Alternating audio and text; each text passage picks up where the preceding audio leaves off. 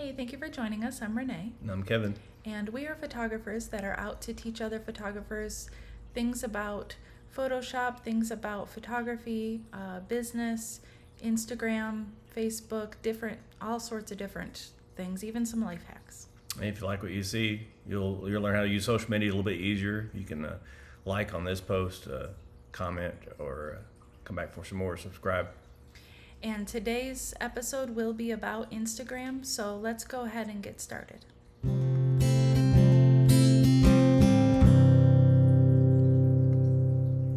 So the first thing about Instagram is you'll see a lot of times people will say to check their link in their bio. And so this shows you how we have our link on our bio and what it actually links to. So you can see it goes right to a page on our website. If you do not have a website, then you can go to Linktree and you can set up your own so that you can have a different link for all different things that you want people to be able to go to. So on ours, we will sometimes say, see our link in bio to join our email list. Sometimes we will have a photographer meetup and we tell people, if you want to join us, see the link in our bio. They click that and then they have this choice that they can go to, and once they get there, if you have everything very clearly laid out, then it's very easy to send people here and they can figure out pretty easily which thing they want to click on. And the nice thing about it, having it set up this way, is you don't have to keep changing the link in your bio. You can keep it up there so that all you have to do is change the one thing on your website or on Linktree that doesn't apply anymore, change it to something else, or just delete that block altogether. Another thing that is very important on Instagram is what size you are posting. And so you'll typically see these three options for your post, either square, portrait, or landscape. Now, there's a reason for each one of these, and we'll get to that in just a little bit. But this is important if you have a picture where something you don't want cut off is near the edge, or it's important if you have an infographic or you just have words on a page. Obviously, you are going to want to make sure that those things post correctly so that nothing gets cut off when people view it. And so here below we'll show you the typical sizes. So square is 1080 by 1080, portrait is 1080 by 1350, and landscape is 1080 by 566. Now on this next slide, you can see that first we're going to discuss that reels and stories are the same size, 1080 by 1920. This is a lot taller and thinner than the other ones. So you do have to realize that when you post a reel and then it goes into your feed is going to show the portrait size, which is on the page before it. So instead of 1920, it's only going to have 1350. So it's going to cut off a lot of it. And also, you think about too, TikTok or different things. You have words on the side of it or on the bottom too that might take up a little bit of room too. So be mindful of that. Something dark in the bottom corner of this, if it's you have dark text over that, you're not going to see it very well. Exactly. And we will have a video later that is just about reels. All the different things you need to know about how to make reels, what's trending, all of that. So stay tuned for a future video on there. Now you can see on the screen that it tells us that you can go to Canva. Canva is where, if you know you're going to make an infographic or you're going to make a post that has words on it, you can click either on Instagram Stories or Instagram Post Square or Instagram Post Portrait, and that way it will automatically give you the template that you need so nothing gets cut off. So on this page you can see how these different sizes actually appear in your feed. So square was what we were used to seeing for the longest time. The only way you could post was square. Now when you see this first picture, you can see the picture and then you can see the likes. And then if we go to The portrait size, that's the one in the middle, you can see the portrait size actually fills the whole screen, so you can't see any likes under it unless you scroll down a little. Now all the way to the right, you can see that the landscape size, you're able to see the picture and you're able to see the words under it and the likes, but notice the small little green box around the next post. So if you use landscape, it actually makes it where the next post is able to be seen at the same time your post is. If that next post has music or any audio to it, it will automatically start playing, which will detract from your post because then people will be drawn to the next post and wonder what it's about. So we recommend not using landscape unless you absolutely have to. It's better to be able to crop the ends off and just see what's in the middle and make it a square than it is to use landscape. You just think about real estate you have with social media, the taller the better, because if it's short like that, it's going to be less of a thumb flip away. They won't be able to see your picture very much at all. Yeah, but if you are able to do either square or the portrait size, then people will be looking at just your post at that moment, and then they can engage easier with that. Now, you'll hear a lot of different things about what to do to get more engagement. These are a few things. There's so many different things, but here's just a few things that you can do before you make your next post to increase engagement on that next post. So one, you want to respond to all the comments on previous posts. So if you go to your notifications and there are any comments on previous posts, go ahead and respond to each of those, even if it's with an emoji, and that will make sure that more people see your next post. Another thing you can do is like and comment on at least 5, 10 is better, but at least 5 posts that you appreciate. And I'll expand more on why I said post you appreciate in a future slide. But if you're able to engage with several other accounts that you like, that is going to help other accounts see your post as well. And then a final thing to do is to reply to any DMs that you have. We know that there's scams out there. You don't have to reply to all spam, but to ones who genuinely comment on your stories or on just DM you because of something that you posted, or they DM you because they just want to make a connection there, go ahead and reply to those. That will also increase your engagement. But as it says on this slide, make sure that you are authentic. When you comment on someone else's post, don't tell them you think it's beautiful if you don't. Don't tell them you wish your life was just like theirs if you don't. Make sure that what you are saying on that post shows who you truly are. So now that we talked about a few things you want to do before you post, here are some things not to do. And these are basically don't ever do. These aren't just don't do before you post or after you post. These are just don't do it. So the first one is don't comment on a post if you don't agree with the post, because Instagram sees what you're commenting and they will show you more of what you're commenting on. So even if your comment is, I don't think you should post something like this, Instagram now thinks that you're interested in this post and it's going to show you more posts from this author. If you don't like them, either just scroll on by or unfollow, or if you really are offended by it, go ahead and block them. There's nothing wrong with that. But don't comment if you don't agree with the post, because we're trying with the algorithm to only get in our feed what we actually want to see. And so that's why we comment on the things that we want to see, not on the things we don't want to see. Now, another thing is don't tag people or brands that you don't follow, or don't tag ones that your reel or your post has nothing to do with. Some people just tag everybody and their brother because they want people to see their post. That's not what tags are for. Tags are for people who are actually involved in that post. So when you tag someone, it automatically shows up in their DMs and says, hey, this person tagged you in their post.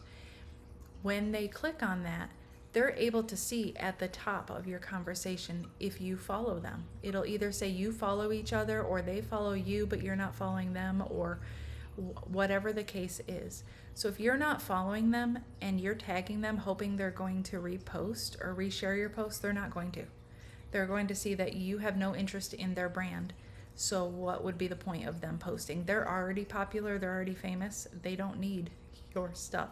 But if you follow them and you are at a concert, let's say, and you're at a concert and you post in your stories, hey, had a great time at such and such person's concert, they may click on that, see you're following them, and then share. Then more people will see your things. But don't tag people if it has nothing to do with them or if you're not following them. Now the next one is huge. Do not get caught up in the numbers. So many people say, I want this many followers. I wish my reels could have this many likes or this many views, and they're all about looking at those numbers. But if you are in business, Instagram is used for sales and for relationships. If your reel gets a ton of views and it gets you all kinds of new followers, but not a single one of them is ever going to buy from you, not a single one of them is ever going to comment on your post, they're not ever going to recommend you to one of their friends, there really is no point in that figure. But if you only get a few views and you only get a few likes, but somebody shows up in your DM and says, that was amazing, I loved that, thank you for sharing that information, or where can I find out more, or I think we'd really get along, anything like that, then that's what we're looking for. We're looking for genuine interactions. So when you look at the numbers and you might feel bad about you don't get as much engagement as someone else does, don't look at that. Look at your actual interactions with people. That's where it's all about. And the next point is don't post just to post. You think about what would be in line with your brand and be consistent with that, but not in a way that's going to be, so rigorous that you're so afraid to be off brand. You want to show who you are, and you kind of have a goal of what you want to post. And think of the golden rule with that is, post what you want to see in the world in other posts. What do you like? And then post something similar to that. What makes you smile will make someone else smile. What makes someone else, you happy to see. What can you post to help someone else too? So if you do that and not just jump on the latest trend and just following that, I have to do this thing because everyone else is doing it. You can follow that trend, but keep it on your brand as well. And we have to stress not to give up. So many times people will post for a few months and say, I'm not getting anywhere, I'm not getting any responses, does anybody even see my posts? We know that everything that's amazing took a while to build. So that's the same with your photography business, or if you're watching this and you have another business. Anything that's good and lasts takes a while to build. Another thing is, don't compare yourself with others. So sometimes we see a post or we see how another brand is doing, and we just think it's outstanding. We can't believe they have that much success. But how do we know that everything they're posting weren't free photo shoots that they were giving away, or that they weren't just taking pictures of their family and posting it and everybody thinks that they're posting clients that are paying? We don't know. So don't compare ourselves with others. Just do the best you can do, and people will be drawn to you because there's only one you. Also, a lot of times people stress out because they think that I have to post, everything's telling me post one reel a day, and I have to do this many carousels, and I have to do this many static posts. And no, you don't. You don't even have to show up every single day. Just make sure that you are consistent. So the more you post, the more your content will be seen. It's strictly just a numbers game, but you don't have to worry about they say you have to do this, because they don't make the rules. Instagram changes the rules all the time. And so just do the best you can and don't give up. Yeah, I was thinking about it too, about it being a numbers game, but really they change the rules so much it's almost like a lottery, because you don't know if you post, like if you're doing once a day or once every few days, if that time is just going to be, the algorithm is going to be ever in your favor, and you could get a hit there. But you just being consistent with that, you never know which one's going to take off. And with this too, just like Kevin mentioned the golden rule before, it is also what you put into it, you're going to get out of it. So if you're only posting so that people will want your business, people will want to come to you, to your brand, you may not get as much out of it. But if you are interacting with other brands or other people and you're building them up, they're going to want to come to you. But if they see you always only asking and never giving, they may not come to you. So just remember, don't give up. Give as much as you want to get out of it. Now, a lot of people have questions about hashtags, and you'll hear all different opinions. Some people will tell you hashtags are dead. You don't have to use them anymore. They're not as good as some other things. And then other people will tell you that's how they've gotten the majority of their business, is through hashtags. And so here is what we have found. The other people may not agree with this, but this is what we found, and some of these things are true that at the moment are not changing. So one is you can only use 30 hashtags at one time. So be selective. Don't use very, very broad things that no one will ever see. The next thing is don't use the same hashtags in the same order all the time. We do a lot of times have in our notes different hashtags that we can just copy and paste so we don't have to think about it. But make sure you have 10 or 15 different blocks of hashtags that you can keep swapping out based on what you're actually talking about in that post.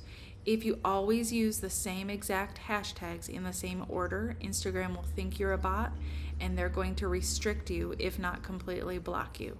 So none of us want that. We all want to be able to keep posting. We want people to find us. So just make sure that you're not always using the same things in the same order.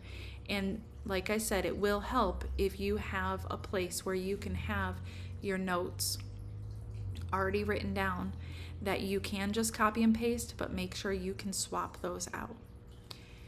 Now, how do we know which hashtags to use? Well, here are a few things to look for. One, a huge one, is location. Now, this can either be the location where you actually took the photo or a location where you would like to take a similar photo. So if I wrote examples below, if I live in Kentucky, I could put Louisville, Kentucky as a hashtag of maybe that's where I took the picture, maybe that's where I want to attract people. You don't always have to do the location where you're actually taking the one. And if you live in an area that has a lot of different cities around you, it might be smart to do 2 or 3 different locations on each post. And about that too, if you have a popular post with that hashtag, those rank too. So you might be the top of the list of that area. So someone just looking around what's in Louisville, Kentucky, or different things, they might see your post stand out above the rest. Another thing that you would use a hashtag for was something that's on brand. So for us, we might use brand photographer, or we might use brand photography, or branding photographer, or branding photography, or a small business brand, anything like that we are saying who we are. And then another thing that you can do is who the info is for, or who you're trying to attract. So if we were taking brand photos and we were looking to attract a small business brand that was a woman-owned business, we might use the hashtag Boss Babes, because they will be using that hashtag in their own business, which means they're following it, which means then they will see your material. When you said small entrepreneurs, I thought it said boss babies. Like, Oh, no, not small, not that Okay. kind of small, boss Okay, babes. So, and then it gives us to use the variations so that you can use as many as possible. So I hope this gave you just a few things that you could start working on with hashtags. The final thing that we have to say is to send a consistent message. There are all different brands out there, people who do all sorts of different things. For you, you need to know who your ideal client is, and you need to do your posts like you're talking specifically to that person, to that clientele. What does that person need? How can you add value to them? So, like with us, we do portraits and branding and photography education. So some of our posts might be about branding sessions and what small businesses will need for their brand or for to do their session. Or we might be talking to a senior and telling them for their portraits what they should expect or what types of props they should bring. Or if we're doing photography education, our post might be about what they can do to, like this, to help on social media. We might be giving them a few tips and tricks there. So we need to choose a message and stick to it. And if we offer more than one thing, that's okay, but don't just give every message on the planet. If you say all sorts of different things or you go all different ways, people are going to get confused and they'll probably click the unfollow button. But if they know that when they come to us, they're either going to see something about portraits, something about branding, or something about photography education, then they can decide if they like one of those three things, they can stick with us, or if they like all three. Whereas if we start talking about everything else that's not in our brand whatsoever, if we start talking about all the concerts that we would go to or what types of tea we want to drink and these are the different things we're promoting, then it sends a mixed message. So we want to choose a message and stick to that message. We also, above all else, want to be ourselves. Everyone can tell if you're being you or if you're just putting on a show. So don't copy other people because no one is like you. You do you, and everyone will love it. And if they don't love it, then they weren't meant to be your clients in the first place. And then, like Kevin said earlier, make sure you put out content that's helpful. Think about what you would want if you were them and post that for them. And then those people will keep coming back for more.